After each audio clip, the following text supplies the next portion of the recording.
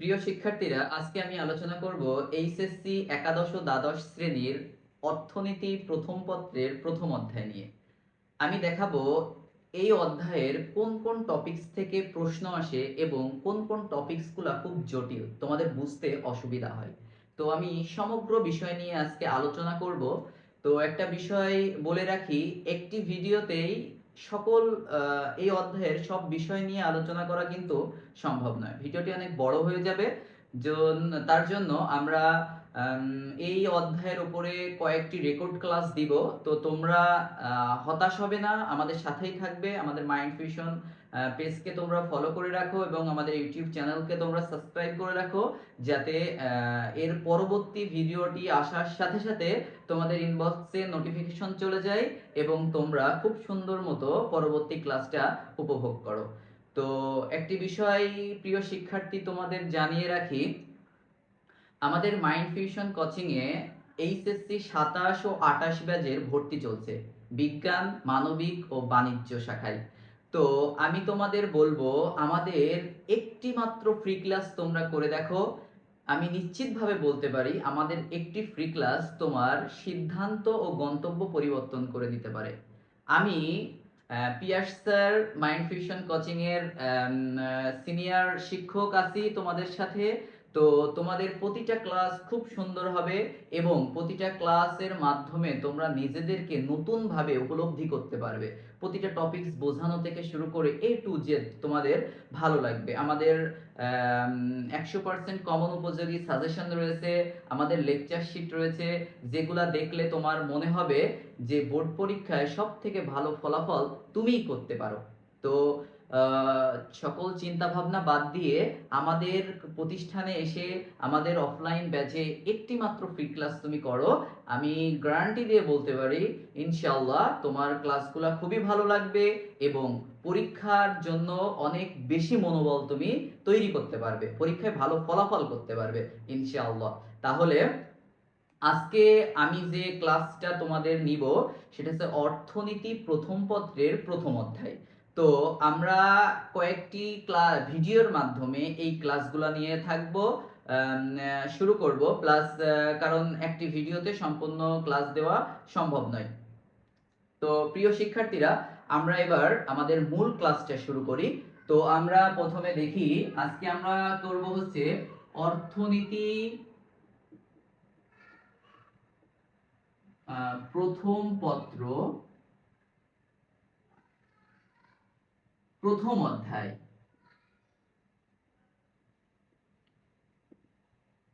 তো এই প্রথম অধ্যায়ের নামটা কি আমরা কিন্তু সকলেই জানি, মৌলিক অর্থনৈতিক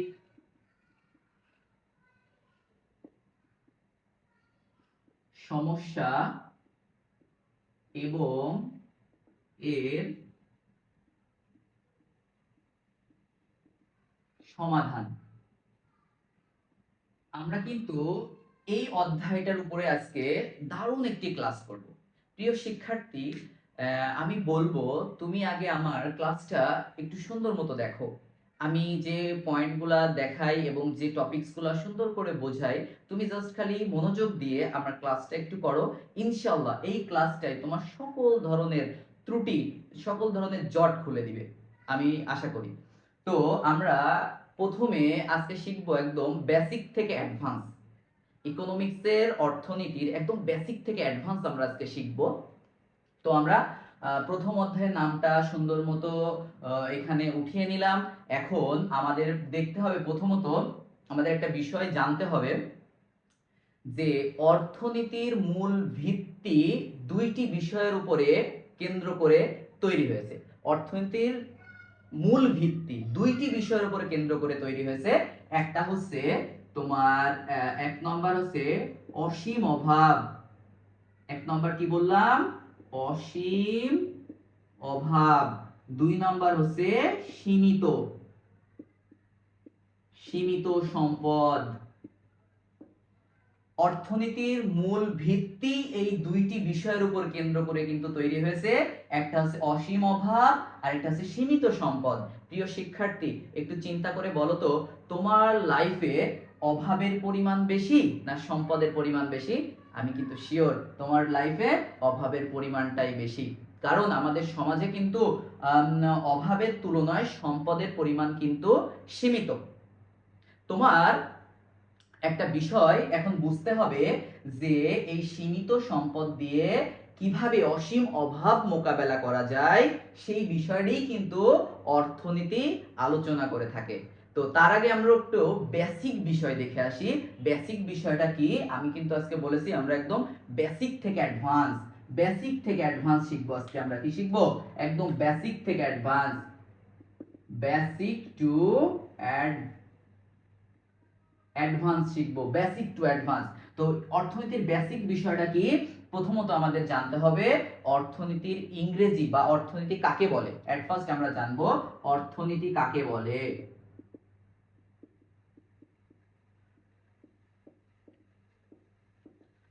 অর্থনীতি কাকে বলে? তো অর্থনীতি কাকে বলে এটা দেখার আগে আমরা অর্থনীতি শব্দটি লিখব। অর্থনীতি, এই যে শব্দটি আমরা লিখলাম, তো এটাকে যদি দুইটা অংশে ভাগ করা যায় তাহলে অর্থ প্লাস নীতিতে কিন্তু গঠিত হয়। তো এখন প্রশ্ন হচ্ছে অর্থ শব্দের অর্থ কি আর নীতি কি? অর্থ কি এবং নীতি কি? অর্থ হচ্ছে বিনিময় মাধ্যম। অর্থ কি? বিনিময় মাধ্যম।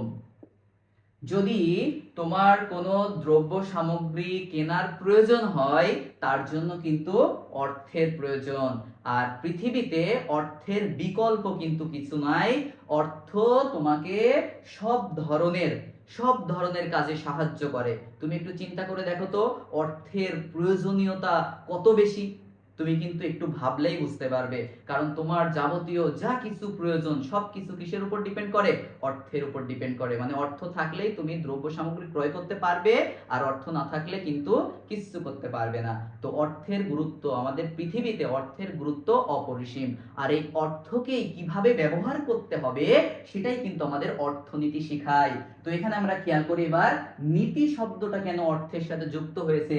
নীতি শব্দের হচ্ছে নিয়ম, তারপরে কোনো কাজ সুষ্ঠুভাবে ব্যবহার করার জন্য একটি পদ্ধতি, নিয়ম, পদ্ধতি ও আদর্শ। এই যে নীতি শব্দের অর্থ নিয়ম, পদ্ধতি ও আদর্শ। তার মানে তোমার অর্থটা কি নিয়মে তুমি ব্যবহার করবা এবং আদর্শ রূপে কিভাবে ব্যবহার করা যায় সেই বিষয় নিয়েই কিন্তু অর্থনীতি তোমাকে দেখাবে। তো আমরা অর্থনীতি বলতে এই যে অর্থ প্লাস নীতির যে একটা যোগসূত্র আমরা কিন্তু সেটা বুঝতে পারলাম। এবার অর্থনীতি কাকে বলে যদি এক বাক্যে অ্যান্সার করতে হয় তাহলে আমরা লিখতে পারি যে বিজ্ঞান মানুষের অসীম অভাব ও বিকল্প ব্যবহারযোগ্য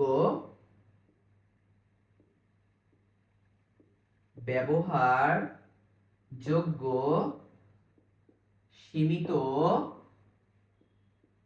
সম্পদের মধ্যে সমন্বয় সাধন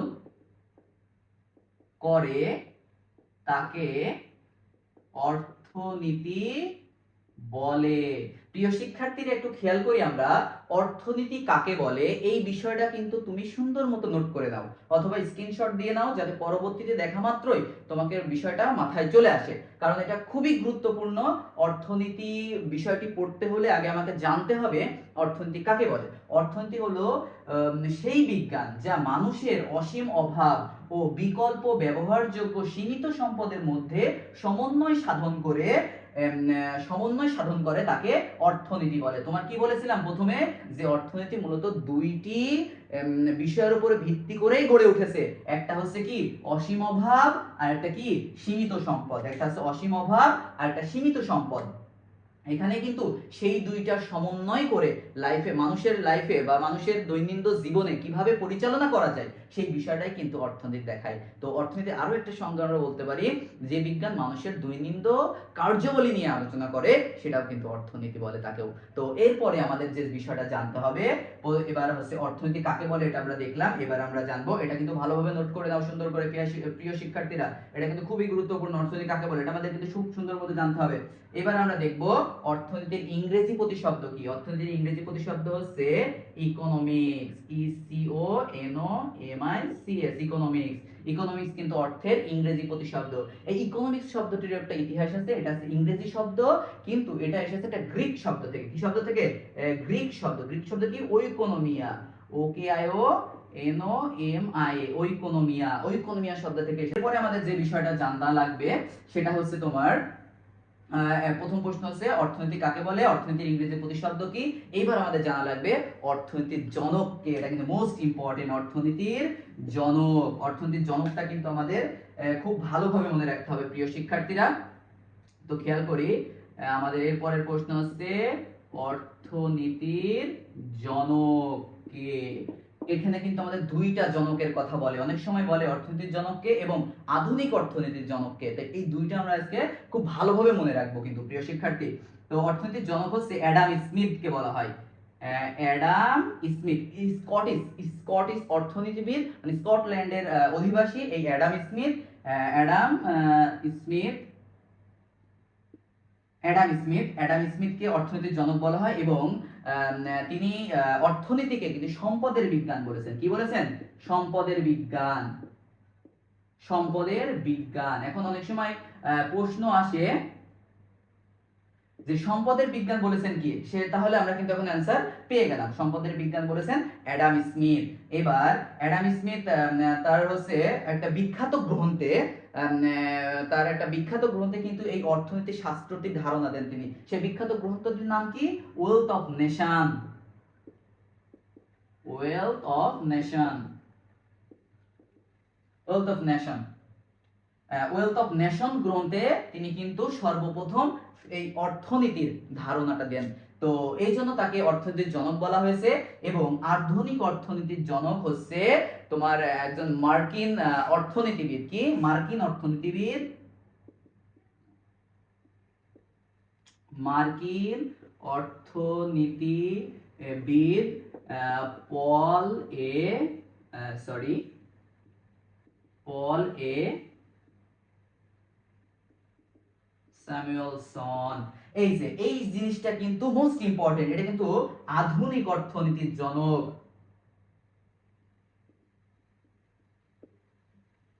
আধুনিক অর্থনীতির জনক, এটা মনে হলো শুধু অর্থনীতির জনক অ্যাডাম স্মিথ এবং আধুনিক অর্থনীতির জনক কিন্তু তোমার মার্কিন অর্থনীতিবিদ পল এ স্যামুয়েলসন। এবং ইনি কিন্তু একজন নোবেল বিজয়ী। কি বিজয়ী? নোবেল বিজয়ী। তাহলে প্রিয় শিক্ষার্থীদের, তোমাদের যদি একটা বেসিক প্রশ্ন করা হয় তাহলে অবশ্যই এটা কমেন্টসে আমার লিখে দাও যে একজন নোবেল বিজয়ী অর্থনীতিবিদের নাম বলো। তো তোমরা যদি জেনে থাকো তাহলে অবশ্যই এটা কমেন্টসে লিখে দেখাও। তো আমি কিন্তু এখানে অ্যানসারটা করেই দিয়েছি, তোমরা যদি একটু চতুরতার সাথে দেখো তাহলে কিন্তু উত্তরটা পেয়ে যাবে।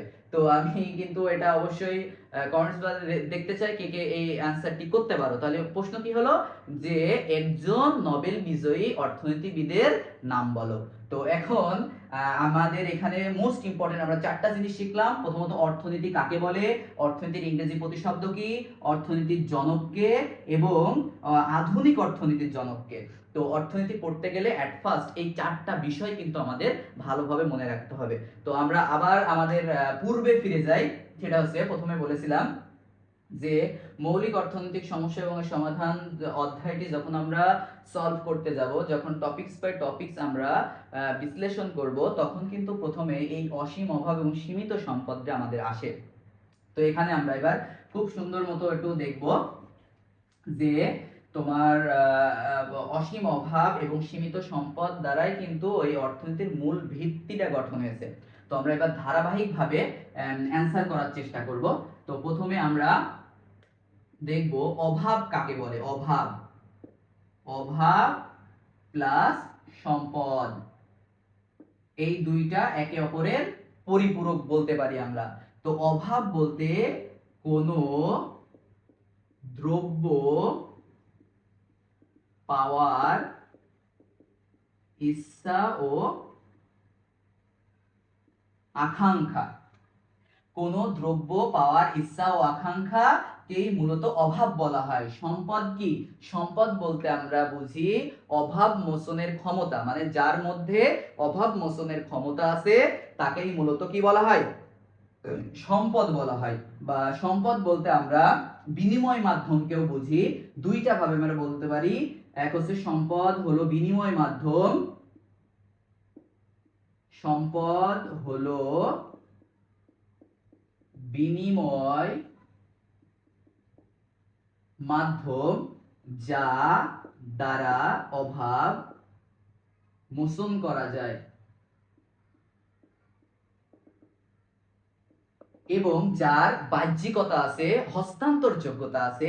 আমরা কিন্তু এই শব্দগুলোও লিখতে পারি অভাবের সম্পদের সাথে। সম্পদ বলতে আরো বস্তুগত অবস্তুগত সকল ধরনের বিনিময় মাধ্যমকে বোঝায়, যার বাহ্যিকতা আছে, যার গ্রহণযোগ্যতা আছে। এটা মূলত সম্পদের সংজ্ঞা হিসেবে ব্যবহার হয়। তো আমরা এতটুকু দিলেও চলবে, সম্পদ হলো বিনিময় মাধ্যম যার দ্বারা অভাব মোচন করা যায়। এটাও দিলেও ছোট ভাবে বা সংক্ষিপ্ত আকারে কিন্তু এই বিষয়টাও সুন্দরভাবে বলা যেতে পারে। কিন্তু তোমাদের বইয়ে এবং অনেক জায়গায় কিন্তু ছোট করে সুন্দর করে সংজ্ঞা দেওয়া আছে, তোমরা সেখান থেকে সুন্দরভাবে মুখস্থ করে নিলে পারবে। তাহলে প্রথমে আমাদের অভাব এবং সম্পদ এই দুইটাই কিন্তু ভালোভাবে জানতে হবে। অভাব কি এবং অভাব বলতে কিন্তু তুমি ভালোভাবেই বুঝতে পারছো যে তোমার মধ্যে যেই জিনিসগুলো পাওয়ার ইচ্ছা, যেমন তোমার একটা স্মার্টফোন পাওয়ার ইচ্ছা আছে, এটা কিন্তু তোমার অভাব, কিন্তু স্মার্টফোনটা তুমি কিভাবে পাবে সেটা হচ্ছে তার জন্য প্রয়োজন সম্পদের। তার মানে অভাব এবং সম্পদ একে অপরের পরিপূরক, এটা কিন্তু অবশ্যই তোমার বুঝতে হবে। তো অভাব এবং সম্পদের পরে আমাদের যে বিষয়টা আসে সেটা হচ্ছে অর্থনীতির আলোচ্য বিষয়। কি আসে? অর্থনীতির আলোচ্য বিষয়। তো আমরা জানি অর্থনীতিতে অভাব অসীম কিন্তু সম্পদ সীমিত। আর এই অসীম অভাব এবং সীমিত সম্পদ দিয়ে কিভাবে সমন্বয় সাধন করা যায় সেটাই কিন্তু মূলত আমাদের এই অর্থনীতি সাবজেক্টটি বা অর্থনীতি বিষয়টি দেখাবে। তো আমরা এখানে সুন্দর মতো আমরা কিন্তু প্রতিটা টপিকস একদম বেসিক থেকে অ্যাডভান্স শিখছি প্রিয় শিক্ষার্থীরা। তো এখানে যদি কারোর কোনো বিষয়ে প্রশ্ন থেকে থাকে তাহলে অবশ্যই আমাকে কমেন্টসে জানাও এবং জানাবে। আমি পরবর্তীতে সেই টপিকসগুলোর উপরে বা সেই প্রশ্নগুলোর উপরে আমি আবার ক্লাস নিব, যাতে তোমরা খুব সুন্দর মতো এই বিষয়গুলো বুঝতে পারো, যাতে তোমাদের মনে কোনো সংশয় না থাকে, পরীক্ষায় আসলে অনেক ভালো ফলাফল করতে পারো। এটাই হচ্ছে আমার মূল চাওয়া। তো এখানে আমরা এবার দেখি যে অর্থনীতির আলোচ্য বিষয় কি। অর্থনীতির আলোচ্য বিষয় দুইটি। কয়টি? অর্থনীতির আলোচ্য বিষয় আছে দুইটি। এই দুইটি কি কি? একটা হচ্ছে তোমার দুষ্প্রাপ্যতা আর একটা আছে নির্বাচন। অর্থনীতির আলোচ্য বিষয় কয়টি? অর্থনীতির আলোচ্য বিষয় আছে দুইটি। একটা হচ্ছে দুষ্প্রাপ্যতা। দুষ্প্রাপ্যতা কাকে বলে? সম্পদের স্বল্পতাকে দুষ্প্রাপ্যতা বলে। কত সহজ ছোট অ্যান্সার না বলো? এই দুষ্প্রাপ্যতা এবং নির্বাচন কিন্তু 100% তোমাদের এইচএসসি তে বোর্ড পরীক্ষায় কিন্তু ক নম্বরে এসে থাকে। তো এই দুইটা কিন্তু অবহেলা করলে চলবে না। অবশ্যই এই দুইটা অনেক সুন্দরভাবে মুখস্থ করার চেষ্টা করবা এবং নোট করার চেষ্টা করবা। এই দুইটা যে দুষ্প্রাপ্যতাকে বলে, এক কথায় অ্যান্সার শেষ। সম্পদের স্বল্পতাকে কাকে? সম্পদের স্বল্পতাকে কি বলে? সম্পদের স্বল্পতাকে দুষ্প্রাপ্যতা বলে। আর নির্বাচন কি? যেহেতু নির্বাচনটা একটু খেয়াল করো, এই নির্বাচন কিন্তু সেই নির্বাচন যদি আমাদের হচ্ছে সরকার নির্ধারণের জন্য যে নির্বাচন করা হয় ওটা কিন্তু না। এখানে হচ্ছে, কারণ তুমি জানো যে অর্থনীতি বা মানুষের জীবনে অভাব অসীম। তো এই অসীম অভাব তো আর পূরণ করার জন্য সেই রকম অসীম সম্পদ তো আমাদের নাই। তো এখন কি করতে হবে? তো নির্বাচন করতে হবে। নির্বাচন মানে কি? বাছাই করে নেওয়া। কি করে নেওয়া? বাছাই করে নেওয়া। এই জিনিসটা কিন্তু মাথায় রাখা লাগবে। নির্বাচন মানে বাছাই করে নেওয়া। তাহলে কি বাছাই করব? আমাদের অভাবগুলো বাছাই করব। তাহলে সংখ্যা কাকে লিখতে পারি যে হচ্ছে প্রয়োজনীয় অভাবগুলো, অসংখ্য অভাবের মধ্যে অসংখ্য অভাবের মধ্যে প্রয়োজনীয় অভাব বেছে নেওয়াকে নির্বাচন বলে।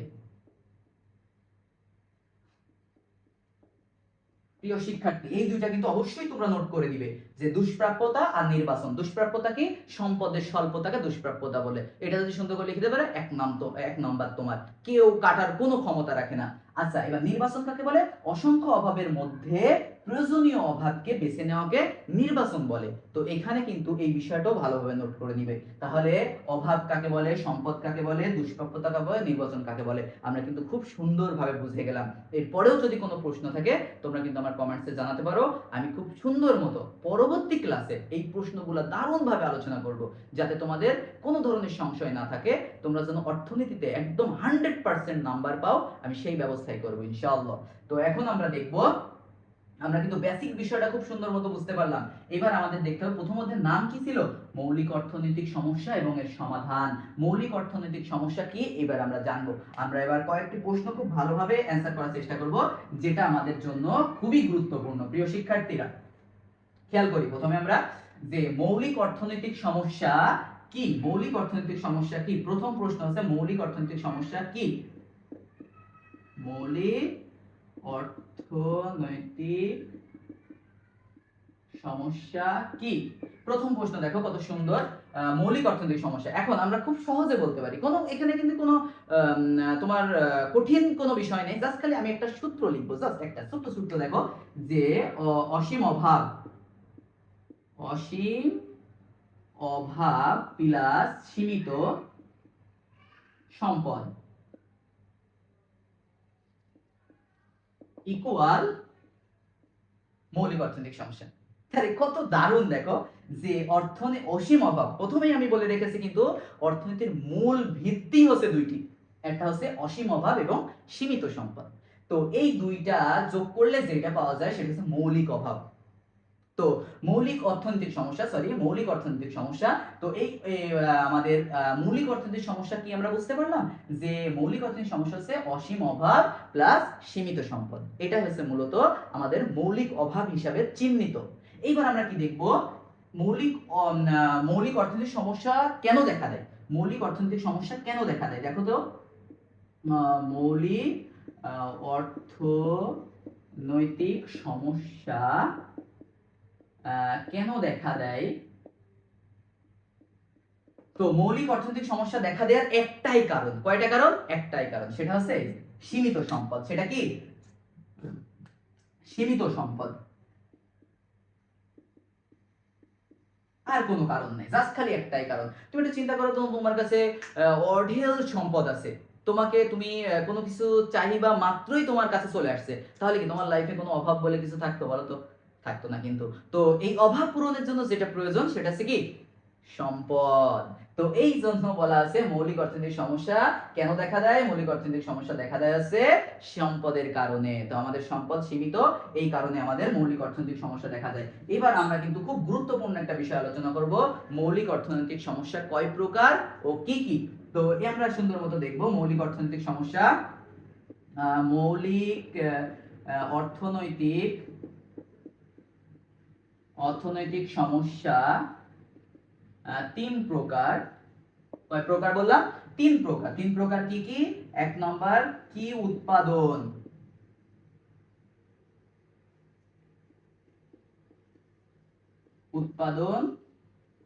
করা হবে।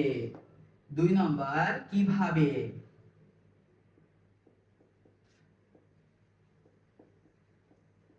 করা হবে। তিন নাম্বার কার জন্য।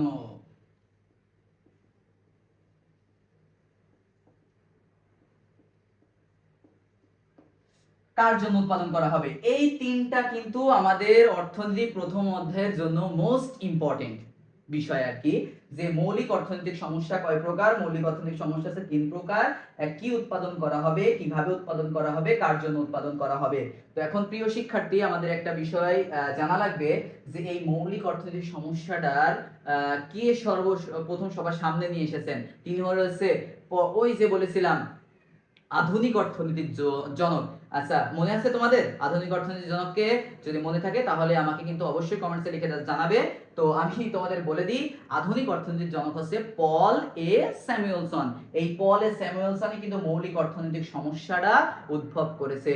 তো আমি তোমাদের আজকের ক্লাসে এই বিষয়টা দেখানো সম্ভব হচ্ছে না। আমি পরবর্তী ক্লাসে এই মৌলিক অর্থনৈতিক সমস্যা তিনটা চিত্রের মাধ্যমে খুব সুন্দরভাবে উপস্থাপন করব। তো তোমরা অবশ্যই আমাদের চ্যানেলটাকে সাবস্ক্রাইব করবে এবং আমার পেজটাকে ফলো করবে, তাহলে আগামী ক্লাসটা তোমাদের নোটিফিকেশনে চলে যাবে, তোমরা সুন্দর মতো দেখে নিবে, তাহলে দেখবে এই অর্থনীতির বিষয়ে আর কোনো সমস্যা থাকবে না। তো আমি এখন থেকে চেষ্টা করব অর্থনীতি ও আইসিটি প্রতিটি এই দুইটি সাবজেক্টের ধারাবাহিকভাবে ক্লাস নিতে, যাতে তোমাদের অনলাইনে আমার ক্লাসটা দেখে পরীক্ষায় অনেক ভালো ফলাফল তোমরা করতে পারো। এইটাই হচ্ছে আমার কিন্তু মূল চাওয়া।